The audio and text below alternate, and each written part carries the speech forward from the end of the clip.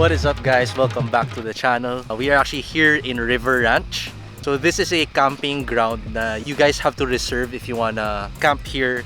Ayun, we have Project Raise over there at the back. Basic camp lang yung gagawin natin. Nothing too fancy like the Jimny. If you guys haven't watched my other vlogs, yung Jimny natin is a full car camping setup with the awning and everything.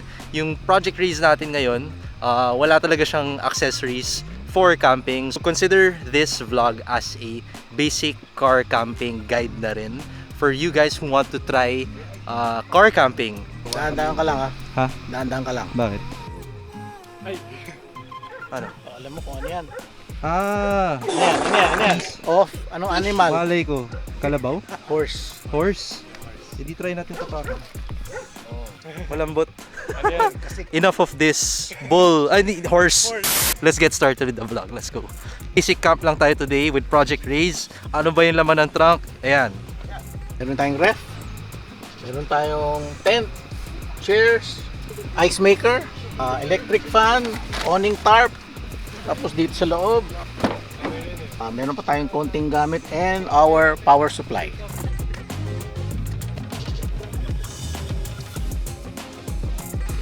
Ipit.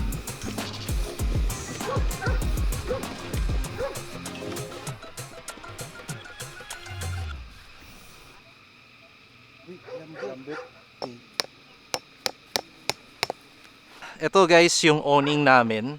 Not connected to the car, but now it's mounted to the car. Ganun siya, nakamount. So if ayaw nyo guys magkabit ng awning sa car ninyo, parang itong Raise ayaw namin kabitan, pwede yung ganito na setup. So there's 3 suction cups there, and then that's how we mounted it. And then we have this pole over here on both sides. You guys might be wondering, what is this trunk tent thing? This is actually for the Jimny guys. This is the Suzuki collaboration with Ogawa na trunk tent. We featured this before sa Over Thunders natin na vlog, but I think kayong mga Raise owners first time yung siguro makita to. Ang kagandahan nito basically is nakakonect siya sa trunk, and then below that, ayan, usable space na siya if gusto niyo magluto or tumambay dyan, pwede na yan. And how is this attached to the car? Again, with the use of suction cups. Yan, naka-suction cup lang siya, and then may carabiner which is holding it there para hindi siya lumipad. So now that naka-setup na tayo guys ng mga shade natin for our shelter, next na kailangan natin dito is the stuff that we need to make our stay here more comfortable. And ito talaga yung game changer in the car camping world. Ito na yun guys. This actually is the Bluetti EB70, and it is basically a large power bank, 1,000 watts, and it can power up everything that you see here. I'm not even kidding guys. Kita nyo yan? Ref yan. Makita na ref. Legit yan. If you open it, dyan nakalagay yung mga drinks natin. And currently, it's actually hooked up to the Bluetti EB70. Ito siya. It's this one. So this is actually a lighter socket yun eh, di ba? Cigarette lighter socket. Cigarette lighter socket. Yun. Tapos, believe it or not, habang naka-power up yung ref natin na makita, pwede ka pa mag-electric fan. Kasi si Uncle Lawrence, init na init kanina. Andito siya eh, di ba? Tsaka, tingnan mo yung lakas ng electric fan natin. Oo nga eh. Full power. It's as if nakasaksak ka sa bahay talaga eh, no? Parang ka naka 220 lang. Oo nga, galing no? And then, aside from that, isa pang palamig. Ano ba yan? Automatic ice maker. How does that work? A few moments later. Babagsakin ice dito, i-film mo.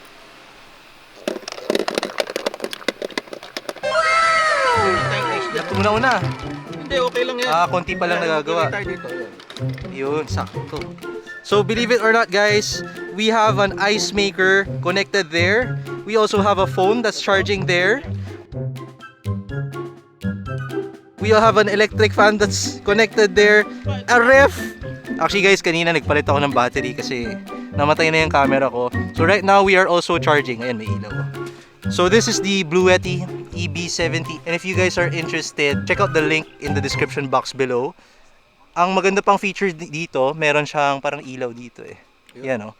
So siguro pag in danger kayo or something, pwede niyang gamitin. Paano ba gamitin yan? Saan ba ginagamit yung ilaw na yan? SOS. SOS. Ito, emergency mode. Emergency mode. Oo, just in case na Ayan, no? Nag-SOS siya. SOS. Yung pattern niya. Sige nga, anong sinasabi pag SOS? SOS. Ah, ganun ba? Oo. Yeah, this is the charging input. Para sa ano ito, sa To solar charge. panel. Ah, oo, Kung pwede meron kang solar panel, isasaksak mo, no, matcha-charge din siya. So if you are here in a sunny campsite, pwede kayo maglatag ng solar panels dyan and then have it wired to the Bluetti na unit. One more thing I like about this Bluetti EB70 over here is that it has a PD 3.0 100 watt na outlet. So for you guys who are using MacBooks at home, your laptop can be plugged directly here. You don't need yung parang adapter that comes with the charger.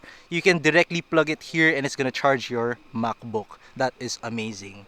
Kita nyo to guys, nakasulat, sine wave. So pure sine wave is just like nagsasaksak ka sa home outlet mo sa bahay. It is very safe for sensitive electronics like laptop, cell phones, and everything. So parang yung consistency siya ng electricity current, ganon. May tawag ron eh, where pag kinabit mo, you'll see the curve pabilog. Oo. Hindi siya nag-i-spike kasi yung modified and square wave, nag-i-spike yon, and that is not safe for sensitive electronics. Buti na lang pala, sine wave to. Yes, Yun ang very kagandahan. safe. Life po 4 to ha, Life po 4? battery. Ah, ano ba yung life Which po 4? means you can discharge the battery 100% without damaging the battery. Basically smart. It can take care of itself. Gamit na kayo ng gamit, saksak lang kayo ng saksak ng mga appliance na yan. It's an amazing unit. So currently nakapatay yung screen. You just have to press this. And then it's gonna tell you guys how much power yung kinakain ng mga device. Outputting at 99 to 100 watts. Mataas ba yun? Baba lang yun. Ha? Baba yan. Mababa yun. And tagal na natin, 100% pa rin, no? Ice maker. Oo nga eh. Ice maker na nga to eh. Gumagawa na kami ng ice guys. Tapos 100% pa rin yung battery. Kahit buksan pa natin tong electric fan na to, kayang-kaya. Galing.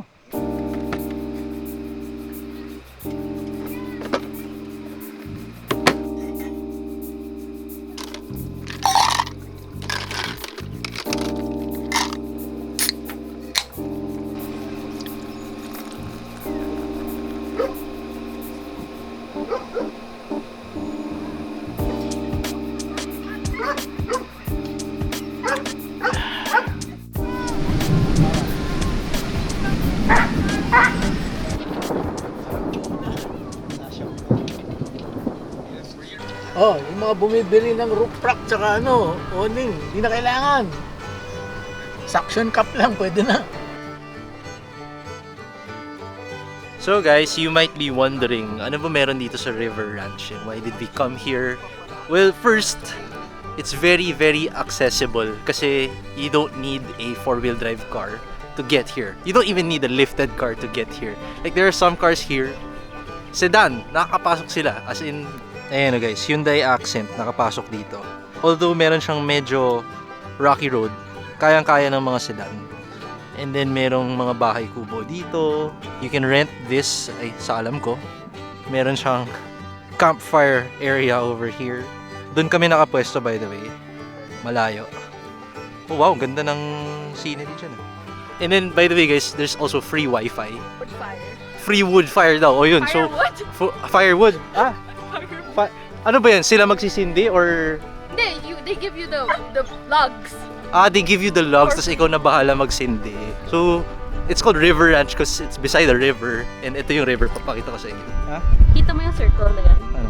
Mas malalim yun compared to the actual river para pwede ka magbabad. Anong circle? Ito, kung saan sila nagbabad. Ah, parang may mini jacuzzi pala Oo. doon. I mean, So if this looks familiar to you guys, it's because ito rin yung, I think it's the same river sa La Parisukat and Camp Boa, which we featured in our other vlogs. It's just that itong campsite nila is located in a different area talaga, a different side of the mountain I guess. Tapos ito, guys, meron sila ditong parang fish pond with legit na fish.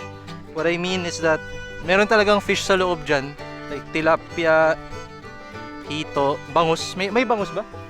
Ah, walang bangus. Ayun. Basta may fish, guys. And then soon daw, they'll be opening this for fishing. So, yun, kung wala kayong magawa sa camp, parang kami ngayon, nagchichill lang. Pwede kayo mag-fishing dito next time. Wow, galing ah. Thank you for watching.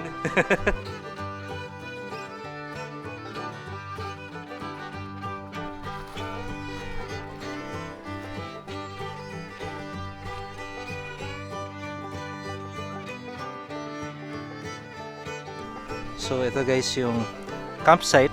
Ito ata yung lower ba o higher? Higher ata eh. Ito yung higher ground na campsite. And it's really really nice. Doon yung lower ground. Doon tayo nanggaling guys, as in all the way there. So that's how big this River Ranch campsite is. And you have so many options whether you want to position yourself sa river or dito sa walang river. Okay din siya.